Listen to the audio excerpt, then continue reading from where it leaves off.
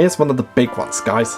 Thomas, Percy and the Dragon, the 7th episode of the 3rd series based on the magazine stories Percy's Night Out and Percy and the Dragon written by Andrew Brenner. This is a Thomas episode that's become very iconic over the years, and I'll explain why once I go through the story. Percy is still ribbing Thomas about the time he thought Percy was a ghost. At first Thomas pretends that he knew it was just a trick the whole time. When that doesn't work and Percy jokes about him being afraid of the dark, Thomas simply goes to sleep. The next morning, Thomas is asked by the Fat Controller to collect a special load from Brendam Harbour. Thomas wonders what it is, but the Fat Controller tells him to wait and see.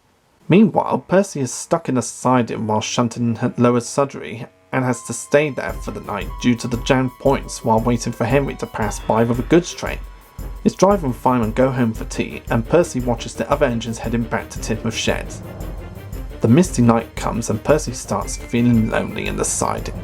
He gets scared when he hears a shrieking noise, not knowing that it's only an owl, and wishes Thomas was with him. When Thomas is waiting for his load at the harbour, he is horrified to find it's a dragon, but his driver tells him it's a paper one and needed for a carnival. Workmen put lights on the dragon for Thomas to travel safely, and he sets off into the mist for the carnival. Percy is asleep until Thomas passes by with the dragon, which terrifies Percy to the point where he refuses to open his eyes until his driver returns. The next day, the points are mended and Percy tries to tell Gordon about what he had seen. Unfortunately, the big blue engine thinks Percy has been in the sun too long and puffs away with the express. This soon leads to other engines teasing him about it. "Look out, Percy," chuckled James, "or the dragon may gobble you up." Piss off. He begins to think he might have imagined the dragon, but later sees it again and is indignant when he sees Thomas pushing it. Thomas explains what happened and the two make up for their teasing. This is an episode that really stands out to Thomas the Tank Engine fans. I think the main factor of it is because of the Chinese dragon. I mean, when you look at that thing, it just looks so amazing and gorgeous and so colourful. They really did capture the feel of what a Chinese dragon would look like in a Chinese carnival. And the dragon itself would be so popular that they would sell various toys based on it. It's even had the honour of going on a Day Out with Thomas event, being pulled by Thomas at one of the heritage lines, and it's even been put on display as part of Thomas Land in Japan. And it will pop up again in this series during the Hit era. It just shows that the Hit team really did love this model as well, and they wanted to show it again a couple of times. That just goes to show that even non-sentient things in Thomas the Tank Engine and Friends can make an impact and become iconic. And the Chinese dragon theme that O Donnell and Jr. Campbell composed is just amazing. They really did capture the feel of what Chinese music would sound like.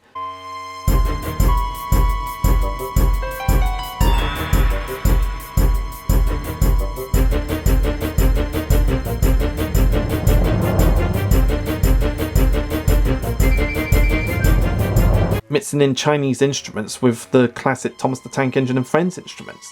It's a clever mix of both. And if you look at it from another point of view, this episode seems to be like a long-awaited sequel to Ghost Train, since it mentions the events of Ghost Train, and it ends up having Thomas getting his own back at Percy without even trying to. Yeah, no joke. For all the teasing that Percy did about Thomas being afraid of his ghostly trick, Thomas actually gets back at Percy without even trying to. There's never a point in the episode where Thomas says, maybe I can use this dragon to get back at Percy for scaring the shit out of me earlier, and then teasing me about it. No, he never intended to pay Percy back for that ghostly trick, it just sort of happened without him even trying to. It's just funny how he got his own back at Percy without making an effort. And this little bit of dialogue gets me every time. Said Percy's driver. "I'm sorry, Percy, but you'll have to stay here for the night." "Where are you going?" asked Percy. "Home for tea," replied the fireman. Well, you've got to get your priorities straight, haven't you? And the scenes at night time are really stunning like they always have been in the model series. Just the fog effects and the lighting is just so amazing. It really shows how talented the model makers were and the people on set were. And the first time I saw that owl in the episode, I just thought it looked so damn adorable. I mean, when you look at that thing, it just looks like one of the cutest things you'd ever seen. Props to the model makers for making a simple owl look so adorable.